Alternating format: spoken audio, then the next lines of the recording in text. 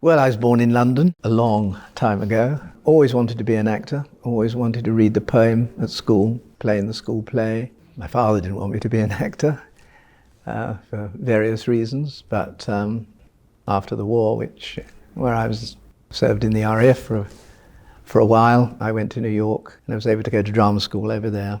And when I came back, I started on my career, working in various repertory companies, and build it up from there. I met Jerry. I was doing a TV film down at Elstree. It was not very good. I never met him before because he happened to be directing. And Jerry said that he was hoping to go into children's television and make puppet series. And well, I piped up, nothing ventured, nothing gained. I said, well, I'm not bad on voices. The 4 feathers on this hat are magic. I did get a call. They enable Tex Tucker's dog and horse to speak. It was to come and test for one of their early series called Four Feather Falls. 4 Feather Falls. It was a Western series, and I thought it was very, very charming. It was just a quarter of an hour, and I played an old guy called Gramps. And 3 cheers for Tex. Which I based on a Hollywood actor called Walter Brennan, who was in every Western in the 30s and 40s, and he talked like that, And it was sort of Stephenson's Rocket days when you think about how the series morphed, reaching Thunderbirds, which was the ultimate in sophistication. I did a lot of work for the BBC in drama, was on the radio rep, and then I done shows with Leonard Rossiter in the West End, and then I joined the National Theatre. One of the great things about this business, when you work for somebody the first time, and you hopefully do a reasonable job for them, they ask you again. Now, it doesn't always happen. But Jerry, once he liked my work, he kept the faith, so the supercar came up and he asked for me again. Satisfactory. Most satisfactory. Yes, of course, Master Spy. You are always right. You name it, I got it. I do it, no sweat. Welcome home. I'm so pleased to be back. You're invading my territory. From what I hear, he's quite a character, the best man in his field. I often found myself with 3 characters, having to do all 3 characters on my own. It's all your fault, Lieutenant.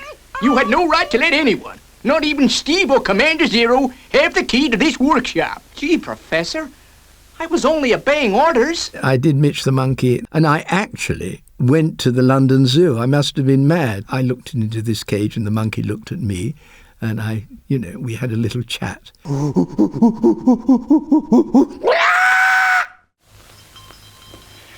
You cold, m'lady? Yes, Parker. Get to the Rolls-Royce. We are going for a little drive.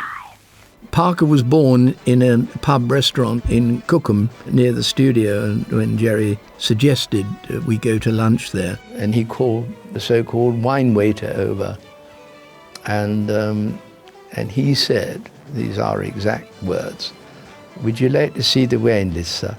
And so this wonderful character was born. Oh, pack the cases, unpack the cases. You think some people would make up their minds? I took his idiosyncrasies of voice and character and sort of blew it up, but all the time keeping it real. Because if you don't believe what you're doing, then nobody else is going to believe what you're doing. I quite agree. And the proof of it is that succeeding generations have been captivated by it, and they believe it. We did make a record.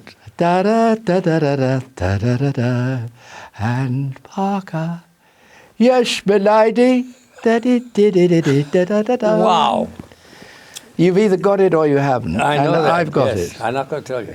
It was a very, very important part of my career, that one meeting on that one television film with Jerry Anderson, because if I hadn't been cast, if someone else had been cast, I might not have ever met him.